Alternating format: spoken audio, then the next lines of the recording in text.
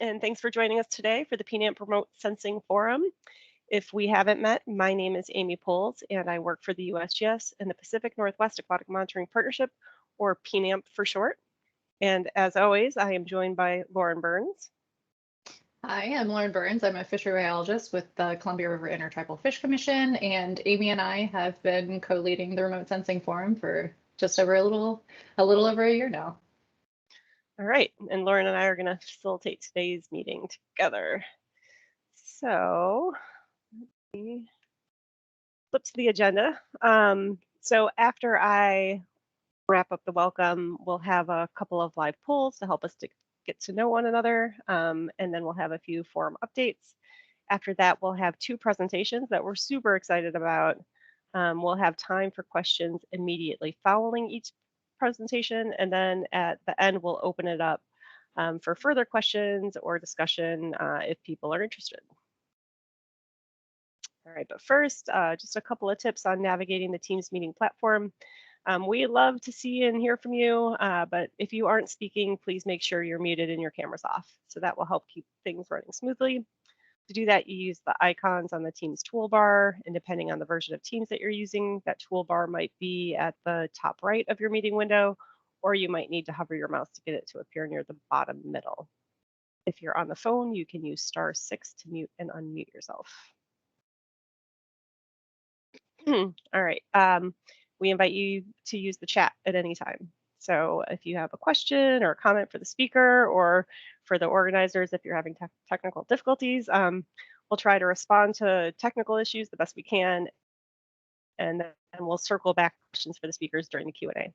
Also, during the Q&A, we encourage you to ask questions out loud. So you can use the raise hand icon on the toolbar, and we'll call on you to unmute yourself. So it's always fun to learn a little bit about each other.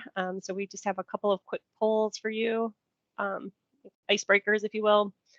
There are 3 ways you can get to the polls. The first option is to click the link that I will drop into the chat right now. Give me a second to unbury my window. Where'd you go? There it is.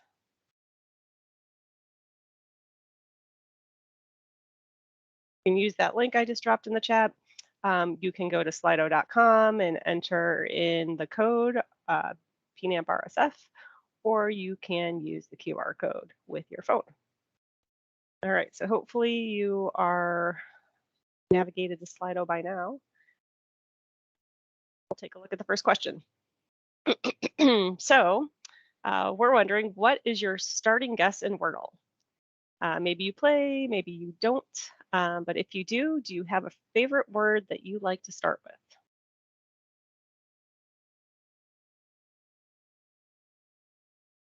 All right, we got answers rolling in. Varies daily. I dabble in Wordle. I don't play on a regular basis, but my partner loves to play, and his favorite starting word is unite, which I'm not seeing up there. I go with stare a lot, but yeah, I am the one that varies it day to day. Audio. A fan is ominous. Yeah, that's Kurt. Thanks, Kurt. Yeah. Kurt, that's too long for Wordle. Clearly you haven't played. I figured. Never played it. I'm always surprised when I use this question for an icebreaker, and and people still haven't tried out Wordle. Yeah. Give it a shot. All right. What's so the next icebreaker question, more remote sensing related. What software and or remote sensing tech are you leaving behind in 2021? Is there anything that you've used in the past that's no longer serving you?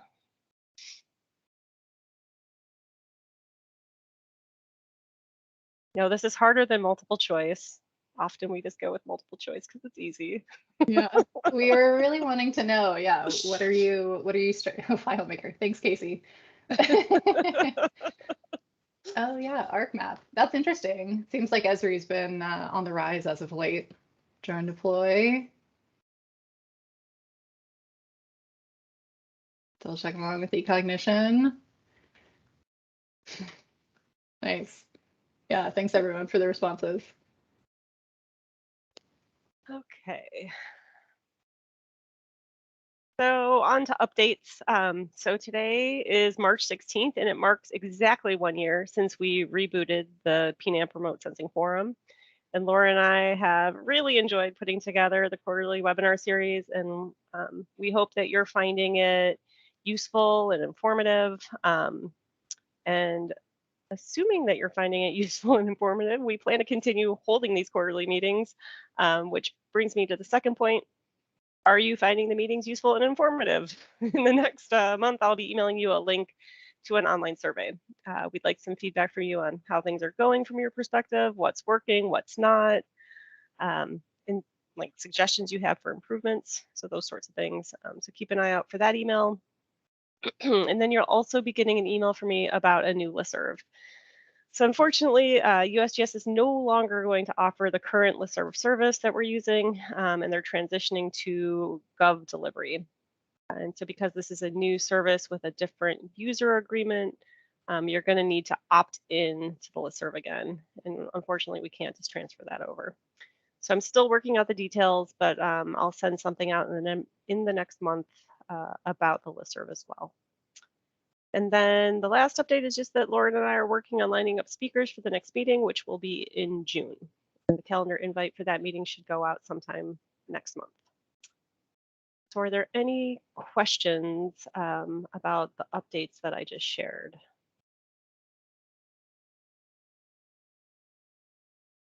Okay, then I am going to pass it over to Lauren. Alrighty, thanks, Amy. So we're going to start with a couple other polling questions. We're done with the fun polling questions, and now we're going to go into more content-based questions for our first speaker. So we always like to offer up some additional information about the audience's knowledge base, if possible.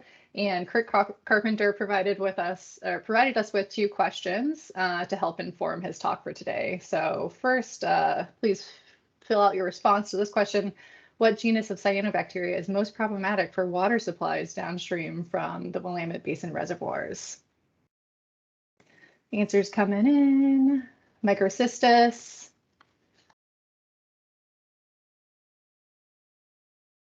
Dolichospermum.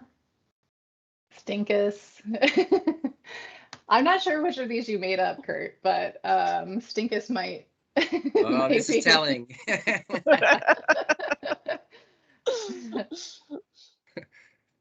Yeah, do you have any immediate impressions? Is this surprising to you or more along the lines of what you had expected?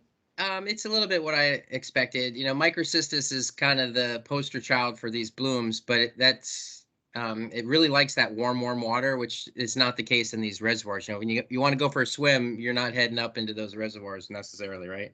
Mm-hmm. Stinkus, I just made that one up. It's actually Dolichospermum, which used to be called Anabina, but now that genus has been split into a benthic form, which is still Anabina, and then there's a planktonic form, which is Dolichospermum, and that's, I would say, by far the more problematic organism that we have in these reservoirs. Yeah, I love it. You're giving us a little additional knowledge before we even get into the meat of your presentation. So I think we have one more before we kick it off to you. So let's bring that one up. So true or false, boiling is an accepted method to remove cyanotoxins from drinking water. So you guys aren't going to get a hint with the responses just yet. So we're going to wait a couple seconds to see what people think, true or false.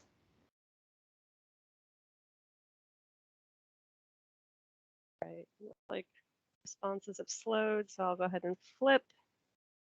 Awesome. And yeah, false is the correct answer here. Kurt, did you have anything you wanted to elaborate on with this one? Yeah, so it would seem that boiling tends to take care of most things, like bacteria and stuff. But when it comes to the cyanotoxins, they're actually quite stable. You can dry your sample totally out and then reconstitute it, and it's still there. Boiling does not damage it at all. It actually makes it worse because that concentrates the toxin. So, no boiling. I appreciated these, especially going into, the summer growing season with nutrients getting into the water. So thanks for keeping us on our toes, Kurt. And if nothing Sure. else, take away these answers today. Okay, so Kurt Carpenter from the U.S. Geological Survey is our first presenter today. And Kurt is a research hydrologist on the ecology team at USGS Oregon Water Science Center in Portland. He spent the last 30 years investigating water quality issues that impact aquatic life and human health, including several studies on pesticides and other contaminants and disinfectant byproducts in drinking water. As of recent, he's been working on novel methods with his collaborators to detect cyanotoxins in Cascade Mountain streams and applying remote sensing to characterize algae in rivers, lakes, and reservoirs using hyperspectral data from ground and space. So with that, Kurt, I'll hand over the reins to you. Great. Let me know when that shows up. Yep, it's here. Thanks. Great. All right. Hi, everybody. So thanks for that nice introduction, Lauren. I really appreciate the opportunity to talk with y'all. We've really made some significant advances in remote sensing within really the last year or two, I'd say, and just really excited to see what else we can do. Here's just some various shots of some of the tools that we use. Kind of on the left there, you got a field spectrometer out in the Clackamas last summer, where we started to test out some of these methods, and then a smattering of the different algal types, the cyanobacteria in the middle here, and then starting to incorporate drones, satellites, and airplanes into all this. So really excited.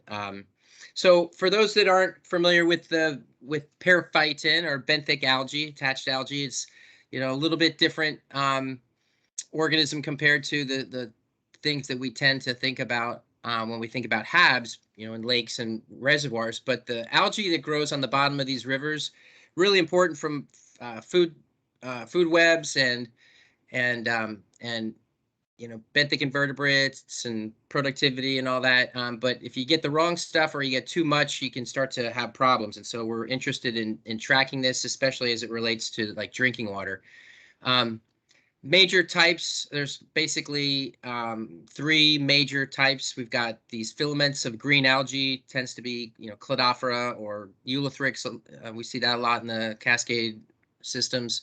Also, kind of a relatively new, potentially new, or at least newly known, are these stalked diatoms. You might have heard of Didymosphenia, rock snot, which has caused a lot of problems in different parts of the world. In the Northwest, we have a slightly different organism. It's called Cimbella or Gomphoneus, but they also make these stalks and can really foul the substrates. Here, you can see in some of these rocks here, if you can see my cursor, but these are the stalked diatoms, and really thick. These are like, over a centimeter thick, kind of the mats there. But the periphyton, we're interested in this because of impacts to drinking water. Taste and odor problems can be spurred by periphyton, as well as the microcystis and Delicospermum and other cyanobacteria. But the periphyton can also contribute to taste and odor problems. And then when that the carbon from the filaments and cells gets entrained into the drinking water treatment plants and gets chlorinated, you can produce these disinfection byproducts like chloroform that are, carcinogenic and mutagenic, and they cause birth defects and all kinds of other problems. Also mixed in with the periphyton, you'll often see cyanobacteria that can make cyanotoxins, and that's something that I've been tracking for a number of years.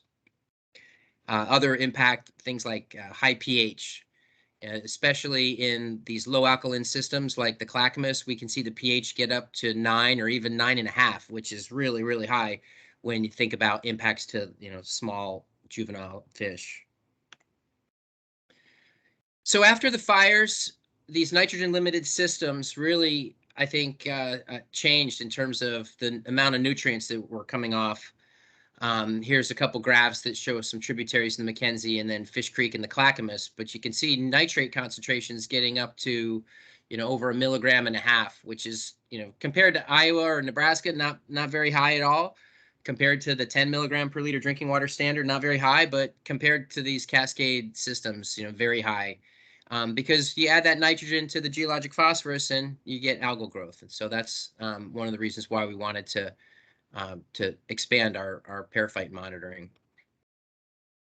So here's an example from the Clackamas. As I mentioned, we get these diel, or every day, these pH swings that exceed the state of Oregon's 8.5 unit standard here. And this was back last March. And so for about a month of time, we see these pH excursions getting far above the standard. Looking at the cyanobacteria, here's two genera that are real common in these cascade systems. We've got nostoc. They kind of start out with these little balls, and then they get infected with the chironomid midge, and then, or it's actually a Cricotopus, I guess is a genus, and then they turn them into these kind of ears, and you can get, stacks and stacks of these ears. But, I've collected these ears over 3 or 4 years and analyzed those for cyanotoxins, and I find 3 or 4 different toxins in each of these samples. So quite a bit of toxin production. This is what it looks like under the microscope. You can kind of see the small nitrogen fixing nodules here, the heterocysts. And then, so nostoc, kind of really high quality waters, likes clear water. But, as I said, not so great in terms of the toxins that they make. To contrast that, another genus that we see a lot is this Oscillatoria, which looks kind of like these filaments here. It's not a nitrogen fixer, and so it needs its external source of nitrogen. So you tend to see it farther downstream in the systems once you start to see more ag and urban influence and more erosion. But these kind of take different forms. You can have mats like this and darker mats that form on the rocks, or sometimes tan. And then here's just some green algae on there, but the tan is really where all these filaments are embedded. And then sometimes these things will flake off the bottom and then float, and you'll see these kind of brown floaties. Ross Island Lagoon is a place that you see a lot of this. It kind of flakes off the bed, and you can tell when you see these things what it is, because it kind of has these dark fuzz filaments kind of sticking off the sides. And then oftentimes, because the oxygen production, you'll see bubbles, and that's what pops these things off the bed to begin with.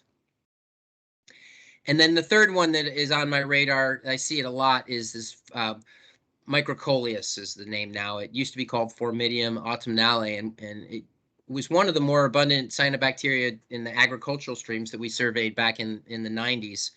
But very active. These things are flicking around on the samples, and these filaments are pretty much what the original life on Earth was like. They would form these mats, and then the mats would get sedimented, and then these filaments could wiggle out of the sediment and get to the top, and then would form these layers upon layers, and those are the stromatolites that the fossilized cyanobacteria colonies that you see in, say, Australia these days.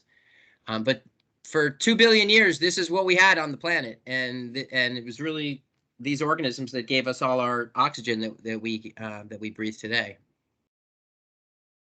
So looking at a little progression of the satellite technology, and this is for this group is kind of old hat, but we kind of went from being able to see chlorophyll to being able to see phycocyanin, and now we've got a camera on the International Space Station called DASIS that it gives us 235 bands, this hyperspectral data that allows us to be able to see algae now down to the genus level, actually. So we've got a paper in remote sensing now that demonstrates it's kind of a proof of concept.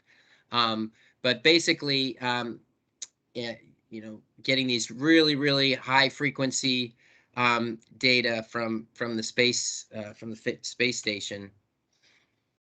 And over the past number of years, USGS has been collaborating with the National Institutes of Standard and Technology. Up until COVID hit, we had a microscope in Gatesburg, Maryland, where, and this is from a data release that we did, but we were able to characterize 12 different types of cyanobacteria. And you can see that they're all kind of similar, but they're different. And they're different enough to be able to tell what's there from space. So I'll go through how exactly we do that. The one thing organism that we don't have you know, and if you look it up here, if you can read that, Anabina. So this is actually the benthic form, and but high on our list is to get Dolichospermum this year. As I say, it's one of the more important ones for our reservoirs. But here's just sort of a smattering of the different genera that we've been able to get under that microscope and then collect these spectra to see what the reflectance is. And I don't have to go over that. I mean, we're not looking at fluorescence or anything like that. It's actually the what light is bouncing off of these organisms and then able to be detected. So won't go through this gnarly process here, but this kind of shows this SMASH algorithm. So it's spectral mixture analysis for surveillance of harmful algae. And you might imagine when Carl Legleiter, who came up with this, so he's one of my collaborators in with the USGS in Golden, Colorado. But he said, okay, I've kind of worked through this process and I call it SMASH. And we were all just like, woohoo, wow, what a great acronym. But basically, it's a way to connect the data that we get from the satellite with the data that we get from the microscope. And the way that we confirm that is by looking at here, this comparison to the in situ sample. So we've got a variety of different places where we were able to get good imagery from the DASIS camera, run it through SMASH, and it says, okay, I think you have a Phamizomenon here. And if anybody that knows Upper Klamath Lake knows, yeah, that's what all this green stuff is. It's mostly a Phamizomenon, 90+%. I mean, there's quite a bit of diversity, actually, and this false color image shows one of the outputs from the SMASH algorithm. But the blue and the pink is the Phamizomenon, and then we have other things in there as well. You've got this green that's Gliotrichia, and then also and then the black, there's black kind of around the margin more, which is the Oscillatoria. So we're actually starting to able to differentiate the different genera. No, I should have forwarded it to here so you can see this better. But so here you see in red the Phamizomenon, but there's also a lot of water. And when we took this spectra and went in, so the DASIS data is a 30-meter pixel size. And so we had data from a sample, an in situ sample right here, that was 98% of Phamizomenon. And when we compare that to DASIS, we see a combination of a Phamizomenon and water as well. Water was a very strong signal in this. And if you've seen the bloom in Upper Klamath Lake, it kind of does mix with the water a lot. You know, the Microcystis tends to form a surface scum where it's like total green, but a Phamizomenon is more, and partly because the way that the morphology of the flakes, the fascicles they call them, it kind of twist, and so that ends up sending them down into the water. Probably protects them from being at the surface from the UV light. But anyway, we do see this kind of mixture of water and in this case a Phamizomenon, which was really spot on. So here's a couple graphs that just show how similar the satellite spectra was compared to the microscope for a Phamizomenon. And you know, they're not exactly, but the peaks are in the same spot, the inflection points are in the right place, and compared to all the other N members in the library, it was pretty easy for SMASH to tell us, yeah, this is a Phamizomenon. So you might imagine, super excited to have that, to have this result. You know, there's been a lot of effort, energy put into using the satellite data to be able to detect cyanobacteria, but being able to detect what genus is really important. Now, in this case, a Phamizomenon isn't really a major toxin producer in the lake. When we see toxins in the lake, it's from things like Dolichospermum and Microcystis. But still, you know, another organism that we were able to tell was the Microcystis. And so some of the Finger Lakes in New York showed this, where we had a similar kind of comparison. So if we can identify Microcystis from the satellite data, then that will really help us to get a better handle on how many of these blooms might be toxin producing. Wayne Carmichael was a U of O professor who has done a lot of pioneering work in cyanotoxins, and he once told me, you know, pretty much, yeah, if you've got Microcystis in your lake, you're going to have microcystins. So this will help us to separate and really, I think, help to focus effort in places that are more likely to be hosting toxic blooms. So the idea here is to take essentially the same schema, develop a spectral library for the periphyte, and we started doing that last summer. Here's a shot of some of our field staff getting some spectra from, in this case, a bunch of diatoms in the Clackamas. But, basically trying to piece together all of these different spectra to see how consistent they are and to see, how they might change over the course of the growing season. This year, we're going to bring in some fixed wing aircraft into the mix. We've got a Resonon Pica camera and then a gimbal that's going to be mounted on one of these airplanes here. And in other systems, we've been able to use, in this case, for the Buffalo River in Arkansas, the WorldView satellite data, which is a lot smaller scale. I think it's sub 5 meter. I think it's about two or 3 meters resolution to be able to map in kind of a fairly coarse manner, but high, medium, low, or none for the Buffalo River. So the idea would be to try to fly some segments of these Cascade rivers to see about mapping the algae at different flows at different times. And this is going to be our first year to really kind of get our wings and see what we might be able to do with these data. So short-term goals are going to be to collect and evaluate these hyperspectral data at different scales and different test sites and different types of algae, to develop a similar semi-automated workflow process as Carl did for the HABs and the reservoirs, to characterize the periphyton at multiple spatial scales, and then to continue to expand the library.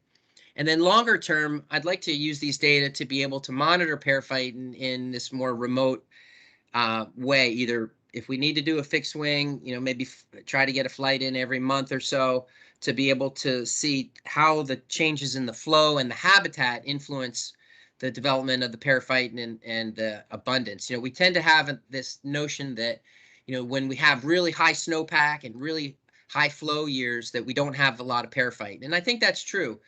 Higher flows and higher turbidity, less light, certainly a lot of habitat, but the water's too deep.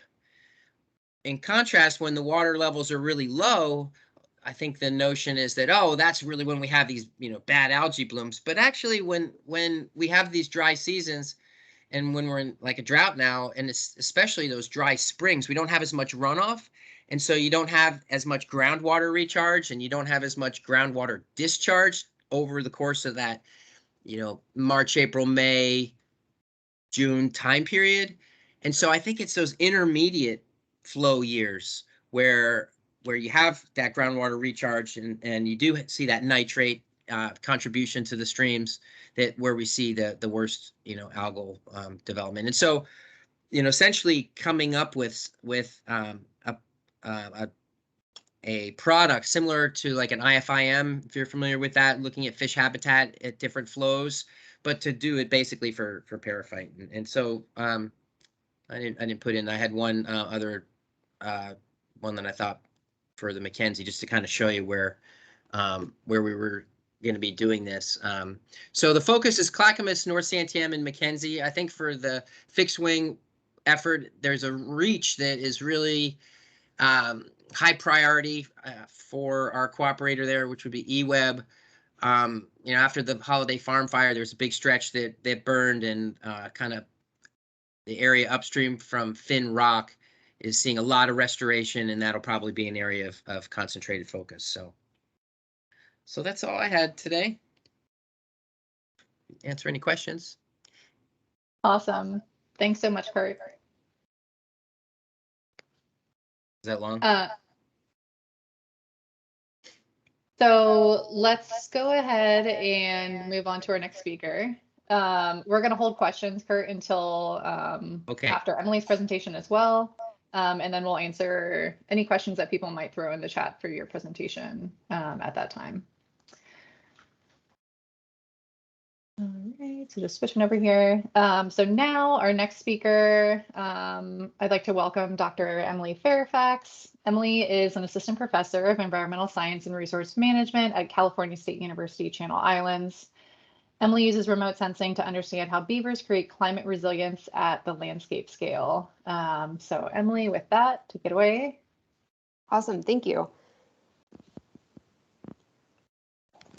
All right, so what I'm going to be talking to you all about is beavers and how they can build landscape scale climate resilience. You might have heard about beavers before on their own, and maybe you've heard about wildfires before on their own, but usually you don't hear about these things together. But that's the whole point of what I'm talking about today, so bear with me. Most of us have heard about beavers as being nature's engineers, but they're also our firefighters. And to make that point more clear, I want to start with what a lot of the streams in the American West look like today, which is pretty heavily degraded. They are these really simplified, narrow channels. The riparian zone, or that creekside ecosystem around them, is quite small and underdeveloped. This is not ecologically or hydrologically good system to be in. It's not functioning the way that a river or stream should.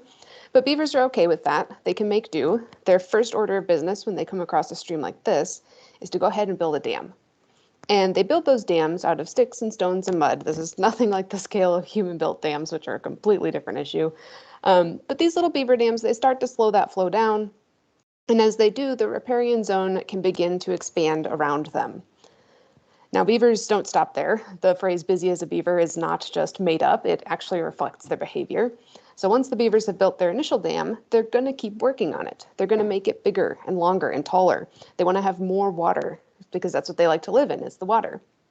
And as they do this, the riparian zone around it continues to expand, and the water has more and more time to seep into the soil where the roots of these vegetation can access it.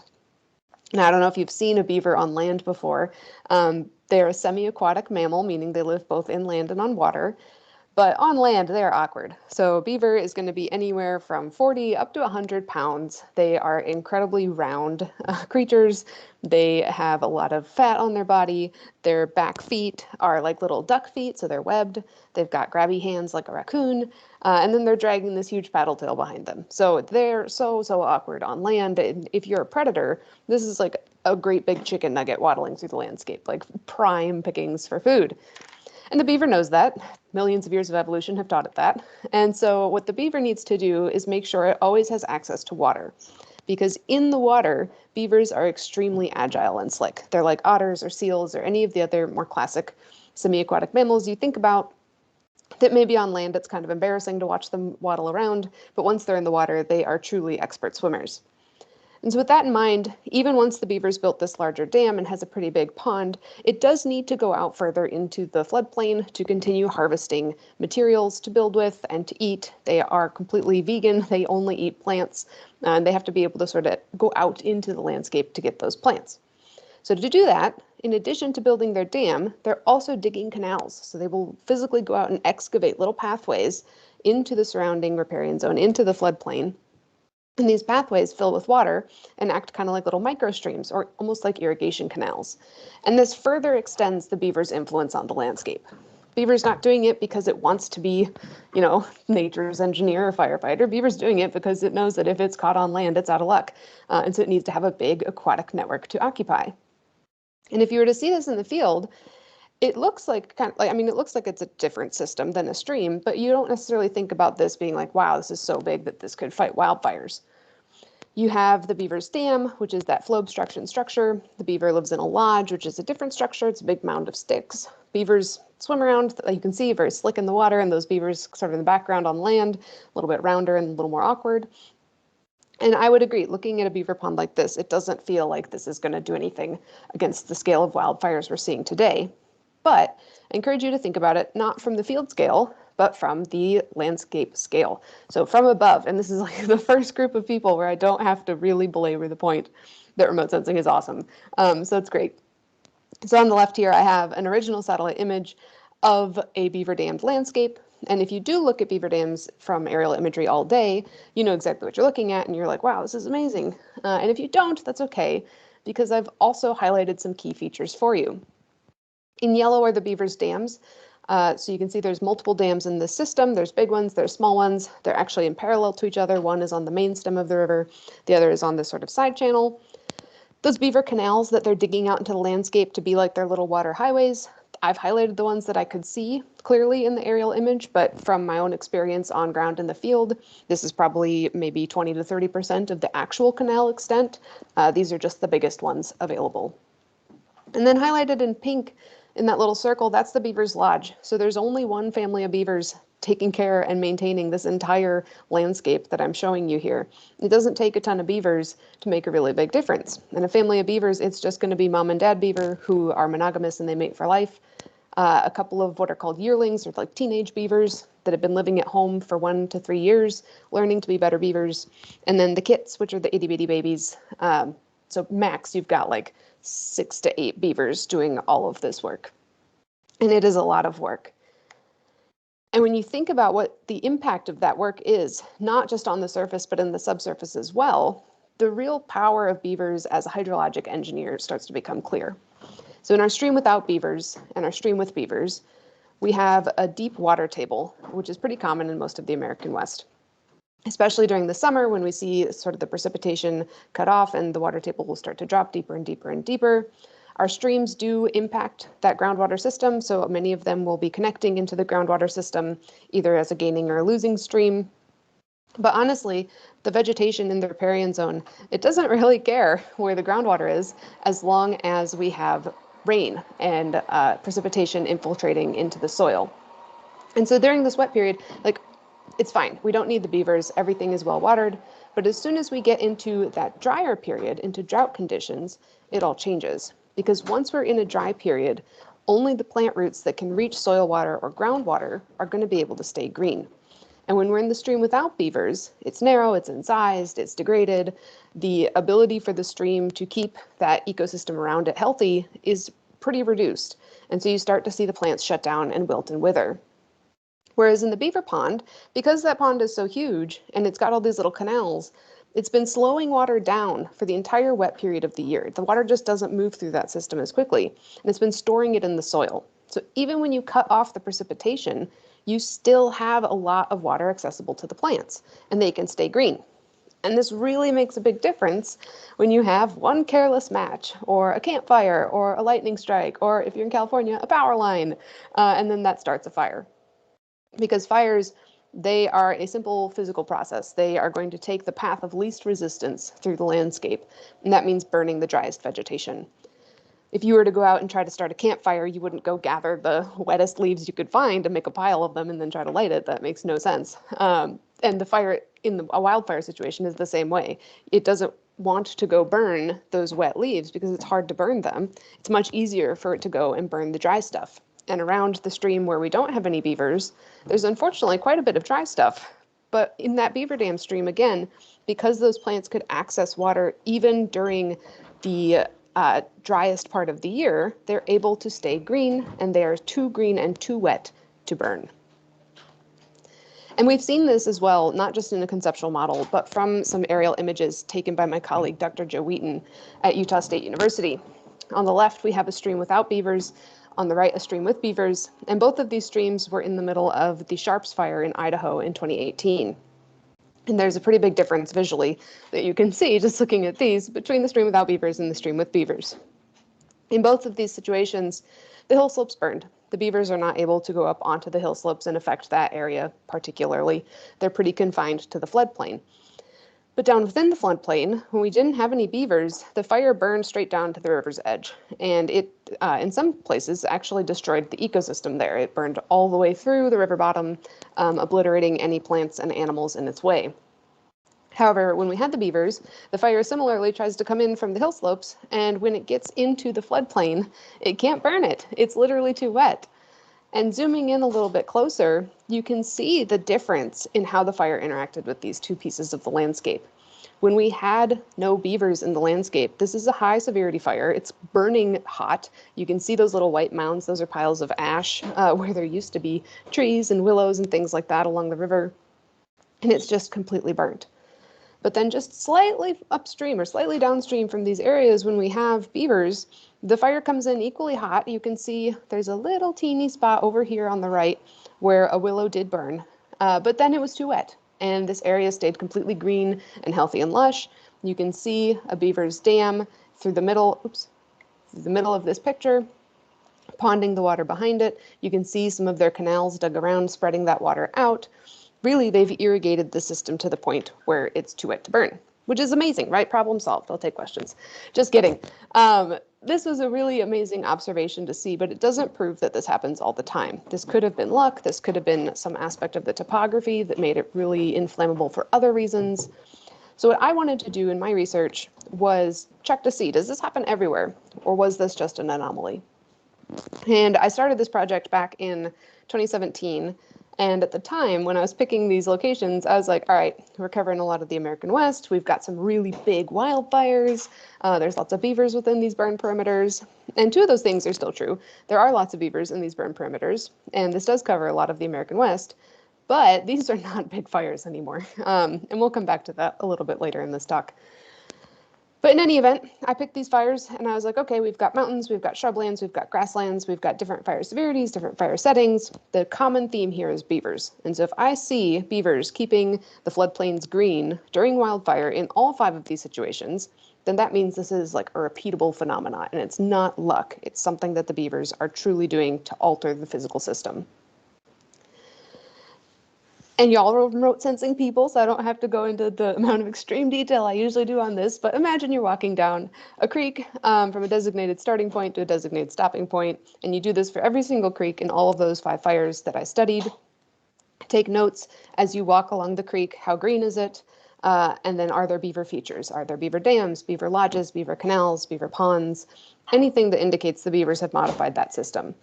This is what I did, except instead of actually walking these creeks, which would have been impossible because some of these fires happened like 22 years ago, I used satellites to go back in time and to look at these landscapes the year before the fire, during the fire, and then the year after the fire. And I really like remote sensing as a tool for this for a lot of reasons, one of which I can go back in time. So I can evaluate things that have already happened and try to understand them sort of after the fact. I also don't have to go into a wildfire, which is not something I ever want to do. I have so much respect for people that do want to go into active fire zones and take data there, but that's not me. And so when wildfire is happening, I much prefer to sit at my computer, drink a cup of coffee, and open up the satellite record. So I did this for all the creeks in my studies, and what I was looking at was actually the NDVI, or the Normalized Difference Vegetation Index of the plants. And so this is basically how green they are. A lower number being there's less greenness, so there's fewer plants, or the plants that are there are not particularly green. And then a higher number means there's more green plants. In a riparian zone, so in these sort of creekside wetlands, I would expect a minimum of an NDVI of 0.3 during the growing season if it's healthy. And that's a pretty widely accepted number. It's not just something I made up. Anything below that would indicate either there's not a lot of vegetation in that riparian zone, which maybe is because it's in a degraded state, or something is happening to the vegetation in that riparian zone, such as it's being burnt by wildfire. Now on the x-axis, that's the distance along creek. So starting at that start point at 0 and going to the stop point around 4,000, you're walking along the creek or you're extracting pixels along the creek. And then marked in black boxes is the positions of beaver dams. The green curves are the year before the fire and after the fire. And then the brown curve is the year of the fire. So that is like the fire is actively burning this landscape. It has just burned through this creek. What does it look like? And you can see for the first 1,500 meters or so along the creek, it kind of all looks the same. There's a little bit of difference between those curves, but generally they're overlapping. They're typically above that 0.3 threshold. And so I'm like, okay, well, it doesn't seem like the fire even affected this creek. And then I get out past 1,500 meters and it's totally different. Suddenly that brown curve just drops and it plummets pretty sharply, and it does not come back above the 0.3 threshold for the entire rest of the creek. And what stuck out to me is that looking at that, the point where it drops lines up almost perfectly with when we leave the beaver dams. So as soon as we're out of that beaver complex where the beavers have been doing all their work, then we start to see significant fire effects on the plants. And to make those significant effects more visually clear, I've taken the difference for you and plotted it. So now a higher number means that you are more affected by the fire, and a lower number means you're less affected by the fire. Again, the black boxes are beaver dams. You can see the presence of beaver dams is associated with really strong fire suppression. And then as soon as we're out of the beaver complex, we just see an absolute significant change in what that looks like. There's a lot more effect from the fire. And I didn't just see this on one creek in my study. I saw this on every single creek and every single fire. I showed you the data from one because it'd be way too many of these plots to show you from it all. But when I put them together, what I ultimately found and published a study on was that in beaver complexes, the presence of beavers and the fact that they're making these landscape modifications, on average, those places are burning 3 times less intensely than the places that don't have any beavers at all. Still within the riparian. So I'm not comparing like creeks to hill slopes. I'm comparing creeks to creeks. And the difference between them is, are there beavers? And the beavers are offering a huge amount of protection. In this picture I have from the Manter fire here, the bear team, I think it perfectly exemplifies what I was seeing in the data. We have a creek without beavers, and it is burned completely through to the creek bottom, absolutely scorched, white piles here of some soil burning happening. Fire comes trying to creep on in over on this side. It starts getting into the riparian zone, and then it cannot. It does not have the power to burn it. It's too wet. And what is creating that nice happy riparian zone right there is this beaver dam. And so that's a beaver complex. They actually flew over this beaver complex when they were doing some post-fire assessment. They saw a little black bear hunkering down at the beaver pond, which is really cool to see from like a conservation perspective, but even cooler for me because I titled my paper Smokey the Beaver. And then afterwards I saw this picture and I was like, ha, it looks like Smokey Bear got a helping hand from Smokey the Beaver, which is like my dorky joke that I make all the time. But it was cool and it was interesting, and it raises a good point of like, okay, what other sort of creatures and things are using these beaver created fire refugia during these fire events? And so I was feeling really good about this. And then like 2020 and 21 and now 2022 are happening. And I don't really feel like this study necessarily represents all of the kinds of fires we're seeing today. Because unfortunately, we are really in an age of mega fires now. And megafires are not just big fires. They certainly are big. A megafire is any fire that has a burn area larger than 100,000 acres. But fires can have large areas and not necessarily be like bad or destructive. And I want to emphasize that fire is not bad and that most of the American West needs fire. It's part of that ecosystem. However, there are good ways of having fire on the landscape and there are less good ways of having fire on the landscape. A lot of megafires got to be so large because they are exhibiting some pretty extreme and self-sustaining behaviors. They are creating their own weather systems and creating pyrocumulus clouds, which will spew ember and ash into the surrounding landscape, causing secondary ignitions that then burn into the main ignition and cause this ultra-large fire. They create pyrocumulonimbus clouds, which some scientists refer to as the fire-breathing dragons of clouds. These are those weather systems created by the fire where suddenly you have an actual fire tornado, or like a firestorm where instead of it being like snowflakes and a blizzard, it's fire just shooting across the landscape.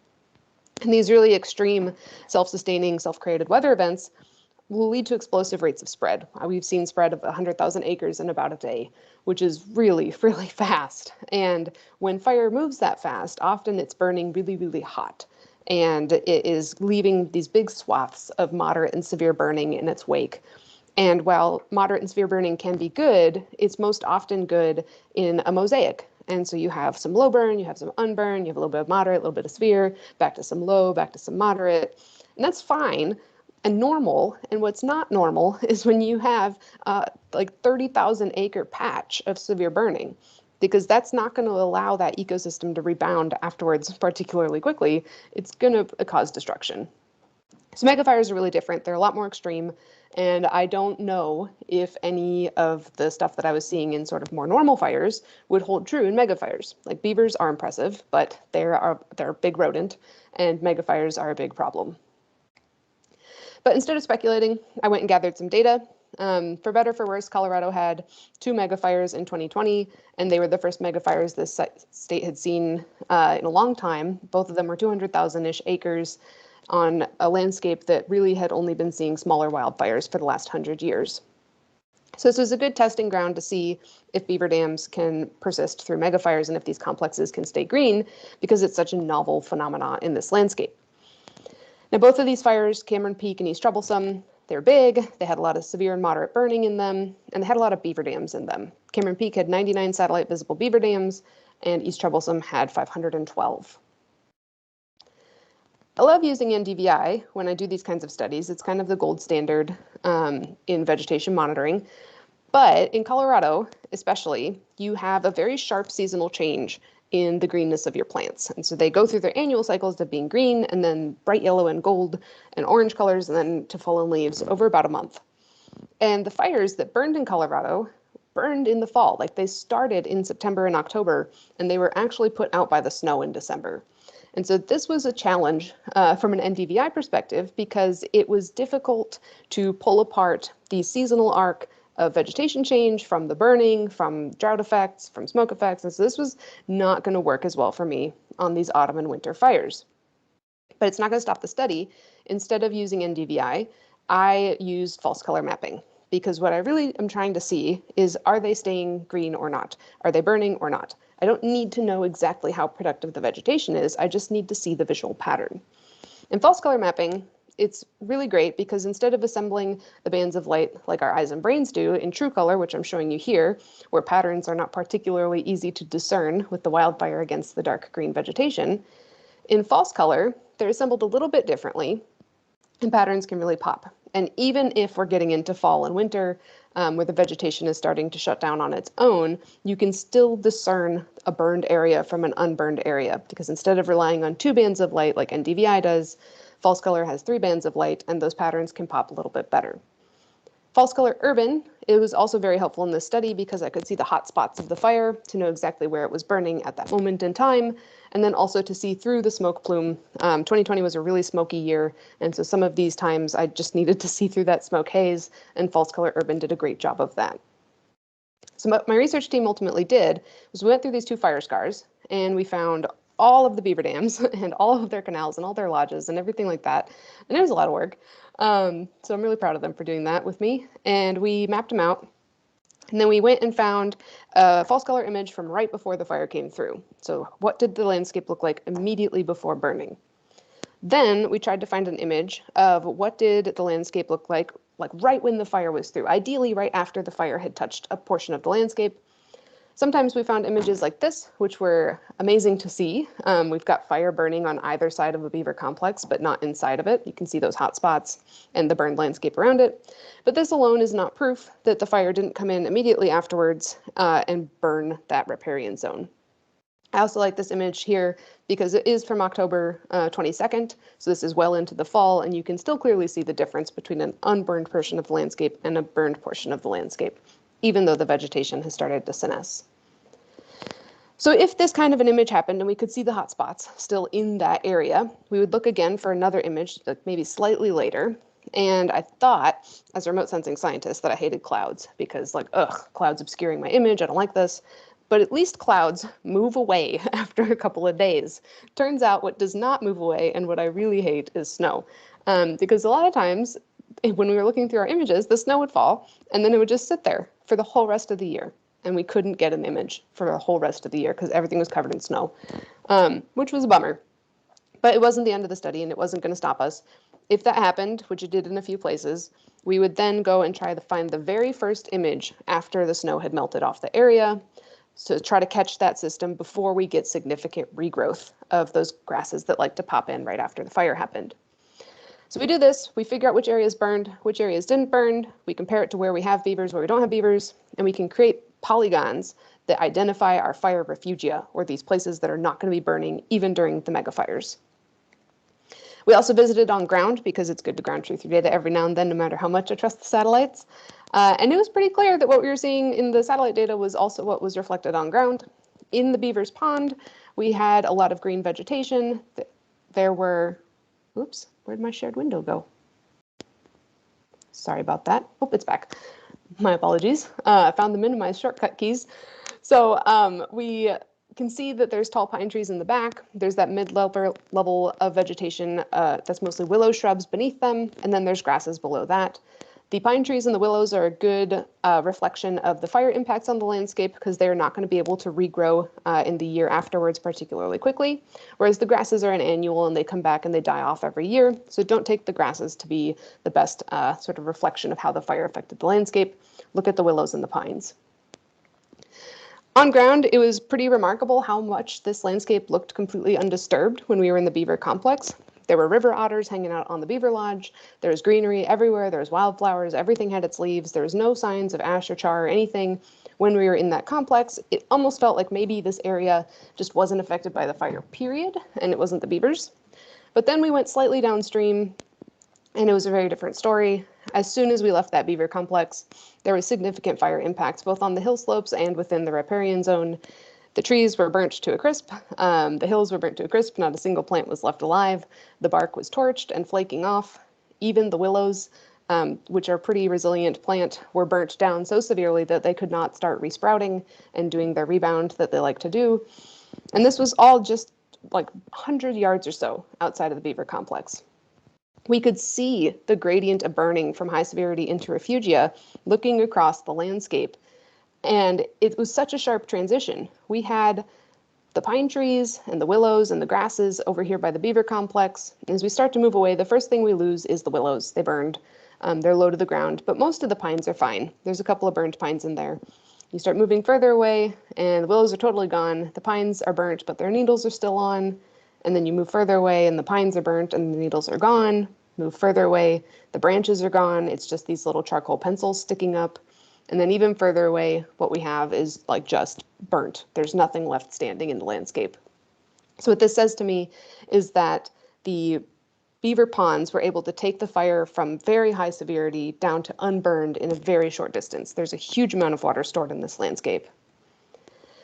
And all in all, we found that in both fires, it was incredibly reliable. 87 to 100% of satellite visible beaver dams had measurable fire refugia around them. And if you just randomly select from a river or creek, you're looking more at like 42 to 56%.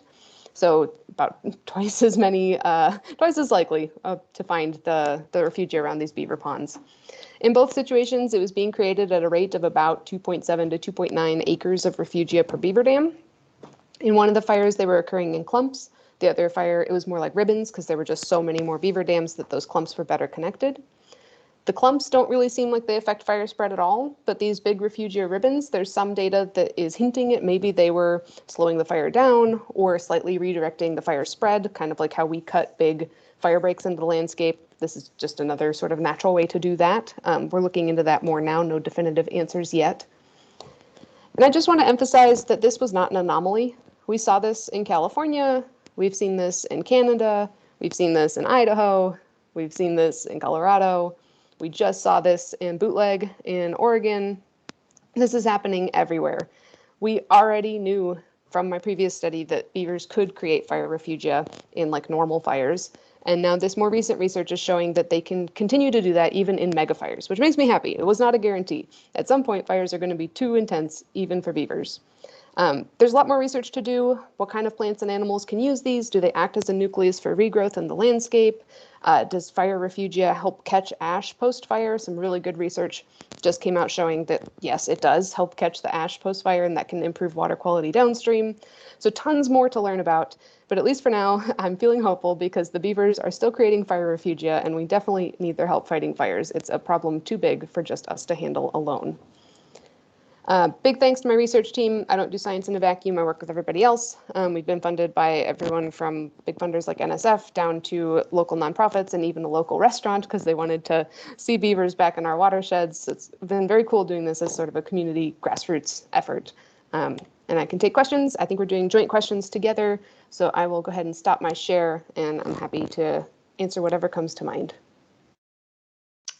Yeah, awesome. Really great presentation, both of you. And Emily, I loved all of the new nuggets of lingo that you threw in there. Beaver water highways for one. I think we have a couple questions for Kurt that have been in the chat, so I'm just going to start with those. And then I see that a few people have their hands raised. So someone in the chat posted a question for Kurt. Great presentation, Kurt. Is there any information about the internals of the SMASH algorithm? Found a reference to the AGU 21 fall conference, but not something like a paper similar. Also commends you for letting us all know about the DASA sensor. Oh, So, sure. yeah, you have a response to that? Yeah, so we did the poster for AGU, and then there's a follow-up paper that just got approved at USGS, so it was submitted to the journal. So so in that remote sensing journal, so that should be coming online here, hopefully soon. And maybe I can I saw some of the other questions. Maybe I can just address those too. So there was a question about using some of this technology for remote sensing and looking at the shellfish toxins. And that's really a great thing. Before COVID, I had my sights set on deploying SPAT, which are these passive samplers for cyanotoxins that I've been deploying in these cascade systems for most of the toxins that we find in fresh water, including, by the way, saxitoxin, which we find actually quite a bit. But the methods include an ELISA test that opens the door for looking at domoic acid.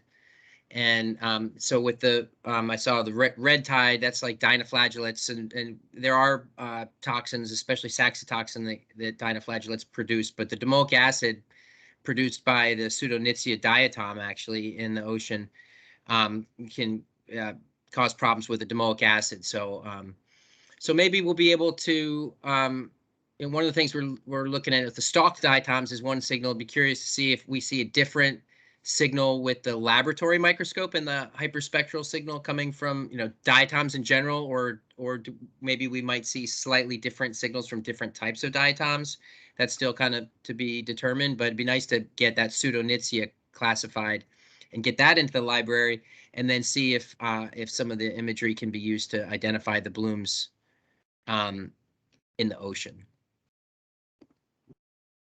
Awesome, thank you. So those are all the questions that we have in the chat for you. The next individual that I saw with their hand up was Matt Kaler, and then I'll go to Seth White. So Matt, if you want to turn on your camera and ask your question. Yeah, so my question's for Emily here, and really great talk, and I'm just kind of fascinated with beavers in general and all the different benefits they can have. Not only everything you presented, but also in terms of just connected stream and riparian ecosystems and salmonid habitat. I guess I'm kind of wondering what you think is limiting beavers from expanding, and specifically, I'm kind of wondering about trapping and whether that needs to be updated or whether that's not really that big of an issue, just given how trapping is decreased. And my first job with the Forest Service, our district had a beaver trapper. That was his sole job, was trapping beavers from trout streams, and that was 12 years ago. So, policies certainly need to be updated and reevaluated. Yeah, you're correct. The number one issue we still have with beavers expanding is people. We tend to want to live in the exact same places, and that causes conflict. Whereas trapping used to be primarily for fur and castrium, today trapping is mostly for nuisance beavers, and that, depending on where you are, can be a very big problem or kind of a moderate problem. In California, for example, we can't move beavers. There's no relocation option, but getting a permit to lethally trap beavers is not the easiest. So it's kind of a moderate problem. In Oregon, beavers are classified as a predator, and which is mind-boggling because they eat plants. But it was an intentional classification so that landowners could dispatch a beaver on their own property without seeking any permits, and there's no requirement to report it. And so we have no idea how big of a problem it is in Oregon because we don't know the scale of loss. What we do know is that there's a lot of beaver habitat that's remained unoccupied, which indicates that beavers are being sort of hemorrhaging from the landscape in places that we can't control. So that's an issue, and I do think a lot of dealing with that is going to come down to education and better outreach for non-lethal management. Just in the last 10 years, the technology that we've developed as people, which feels like kind of comical that we have to out-engineer the beavers, it's gotten a lot better. Like, it used to be pretty hairy scary how you handle a beaver on the land that's causing problems with people. But now we've got beaver deceivers, which are these intricate pipe systems where we control the pond level, not the beaver. There's a lot more sophisticated ways of stopping them from damming culverts, which is a really common complaint about them. We now have accepted that they don't eat fish and that they don't go actively harm fish, which was a big myth for a long time. So I think there's just a lot of catch up to be done. Washington is a little bit better than Oregon with their beaver management. There's some dark horses, like Wyoming is outstanding with beaver management, which not everybody would expect from Wyoming because it's there's not a lot of people, and most of the people there are ranchers and farmers, but they love the beavers because it makes water for the cows, and that's a good symbiotic relationship there. Yes, trapping's still a problem in varying amounts throughout the West. There's a lot of it that could probably be fixed if people knew how to live with them instead of just removing them. Great, thank you, appreciate it. All right, and then Seth, go ahead. Yeah, thanks to both presenters. Really great presentations. This is for Emily. But first I'll say I'm happy to hear you say good things about Wyoming. When I was doing some graduate work there in about 2000, Wyoming Game of Fish and Wildlife was still dynamiting beaver dams. The beaver, of course, would come and rebuild the dams the very next day. So I don't know why they were doing it, but it was still a common practice. Yeah, my question is about beaver dam analogs. As you know, those are really popular in areas where beaver either can't establish because of food, or they're just not a source population, or maybe there's some problematic societal perception.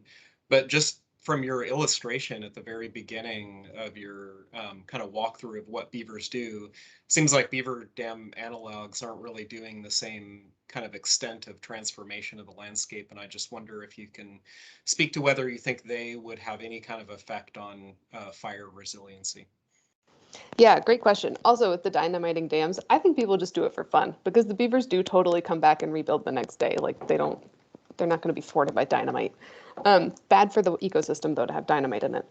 But in terms of beaver dam analogs, I think that they do a really great job of like images 2 through 3, where you like build the little pond and it starts to slow it down, and you can build the slightly bigger BDA, maybe you expand it and it slows it down more.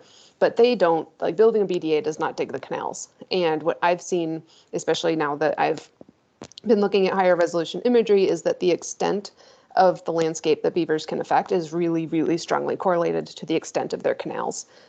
That's how far they're routing the water. So while BDAs can start the restoration process and they're really good at doing that, they're not going to accomplish the same area. The fire data that I present is like admittedly very biased towards looking at big fires. And so these are the most intense situations I can find. When you have a brush fire or a little grass fire that's not as intense, it would probably not be able to burn a BDA area. There's enough water stored there. But when you have these really big fires, I do think that that would probably overpower the BDAs. But what BDAs are really good at is starting the restoration process and getting it to a point where maybe beavers can come back. And then the beavers take over and do the work, unless you're going to go pay the engineers or the field techs to dig the canals for you, which is like very questionable that we could do that. We just are figuring out how to build the dams, and that feels like an easier mark. It's not going to do the exact same.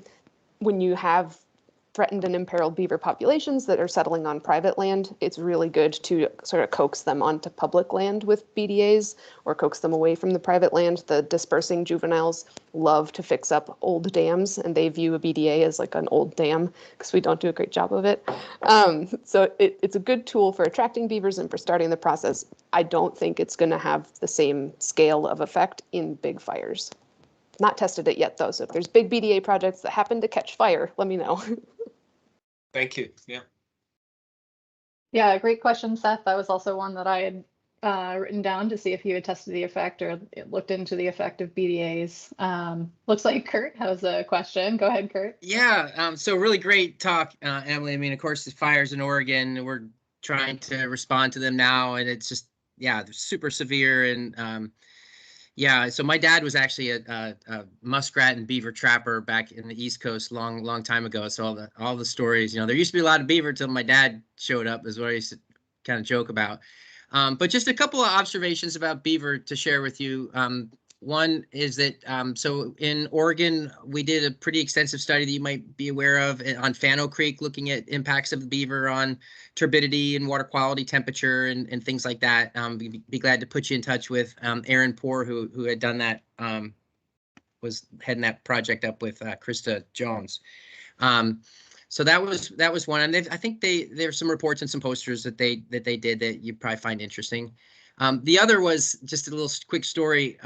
So we had a stream flow gauge where some beavers came in, and of course, be's a beaver at night, and you'd see the stage go up, and then it would, night went up, next night would go up, next night would go up. And so I just want, I know we can use remote sensing to be able to, identify where beavers are on the landscape, but some of these flow gauges might be worth querying at some point, especially in thinking about machine learning and bringing that in and looking for those signals, and it was really distinct. I saw that and I was like, oh, wow. Well, and I'd been to the site, so I was like, oh, the beavers must be out, and it really causes a big problem. You don't want to hear this, but long agricultural stream that we have to electrofish, and when the beavers build their dam, it piles up the duckweed for miles, and it really makes it. And then the oxygen actually just tanks because all of the photosynthesis is right at the surface, and it's hard enough to wade through this as it is.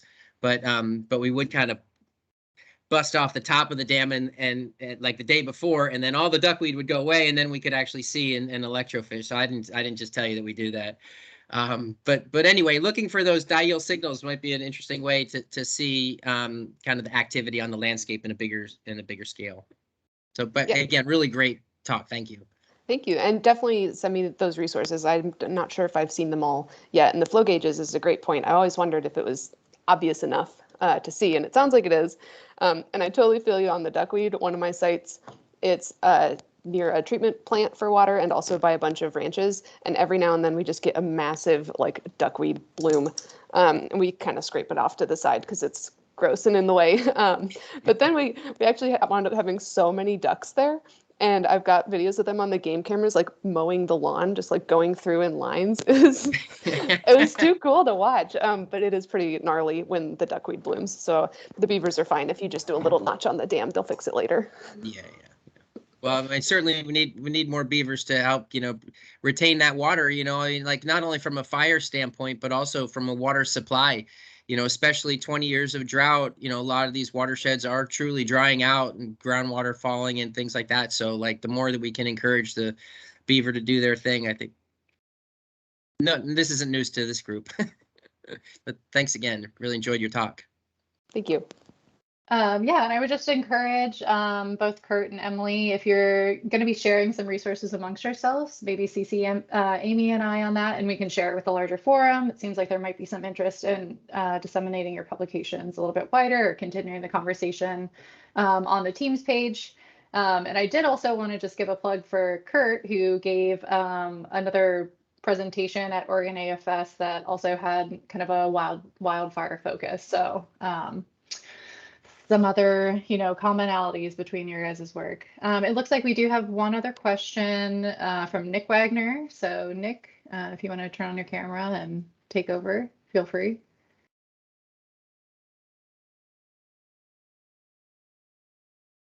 Need the microphone too. Hi, Emily, Kurt, thanks for your presentations.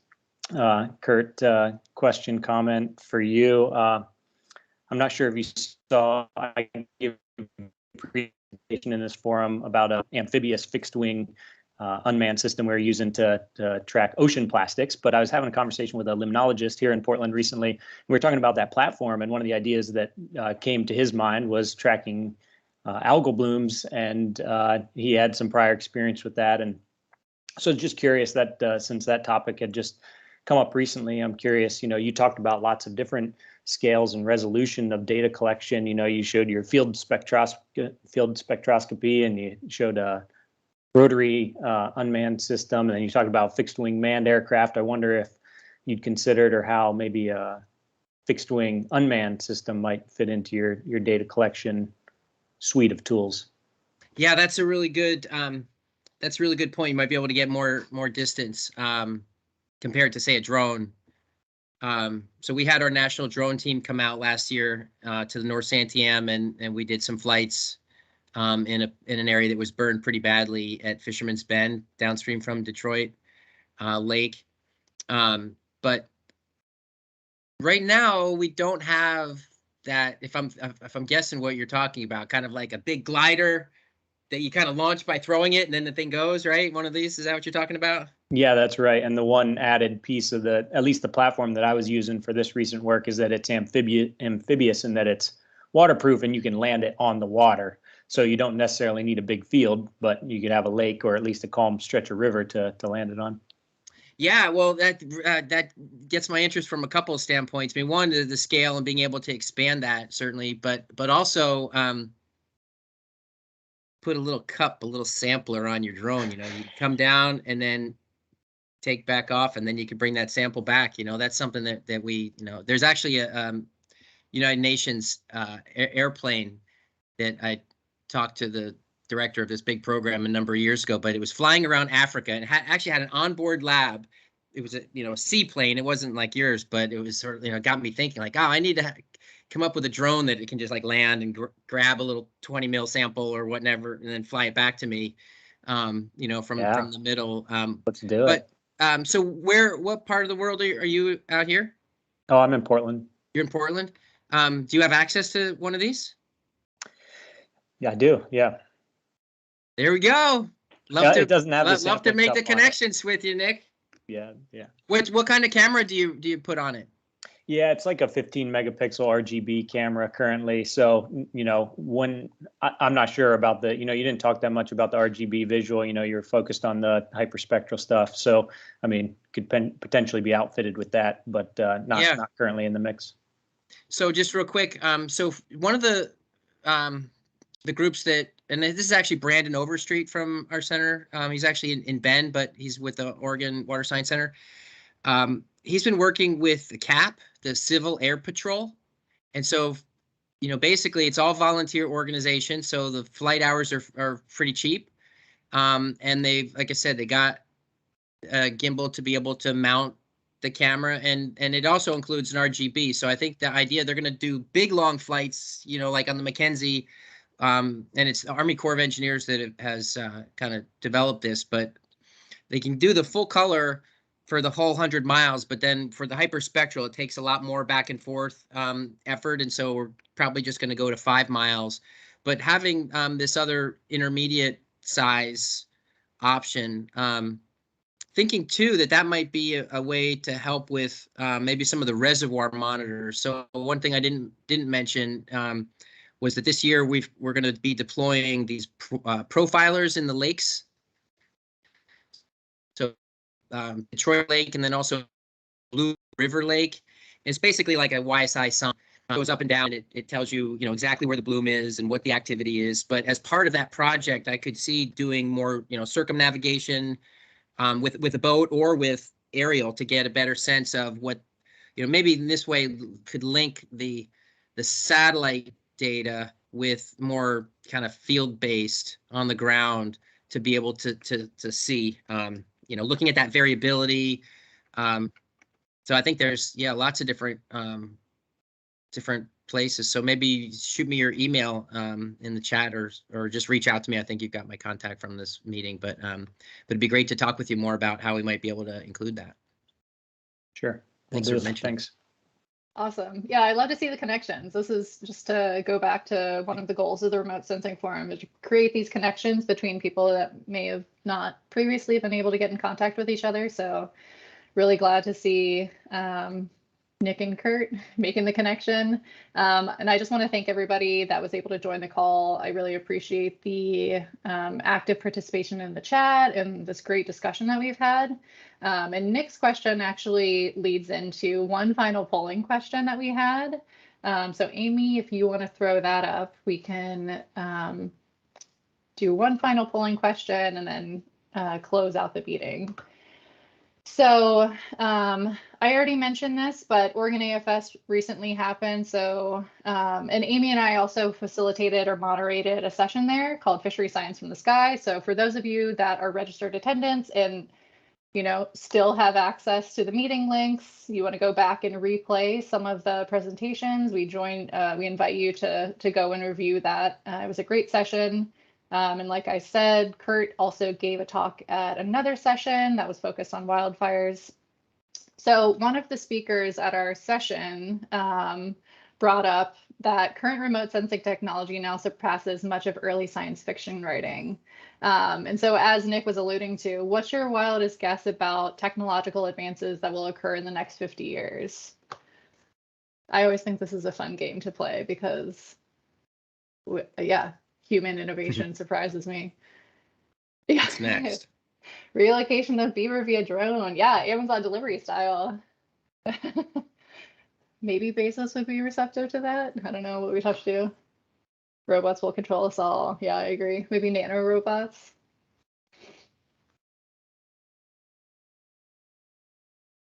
Well, just something to think about. I like thinking about the ways that we can continue to progress the field. And yeah, thank you all for joining us today. If there's any lingering questions, we have some additional time with the speakers. But if not, we can end there with 9 minutes. And also just a reminder, these presentations or this presentation today will be uploaded to the PNAMP Remote Sensing Forum YouTube page. So you can go back and review this if you missed part of the talk, or go back and review prior presentations from last year. Amy, did you have anything else that you wanted to add? Yeah, I mean, just along those lines, the recording can be found on the YouTube page. I'll also send out an email to the listserv with that link. Yeah, keep your eye out for those emails for me with the survey, with the unfortunate switch to the new listserv. And I guess just, yeah, in the meantime, if you have any questions, you should always feel free to email Lauren or I. Yeah, appreciate both the speakers being willing to come and speak today. And yeah, thank you everyone for joining us. And I think we'll probably end there. Yeah, thanks everyone. All right, reach out if you have any questions.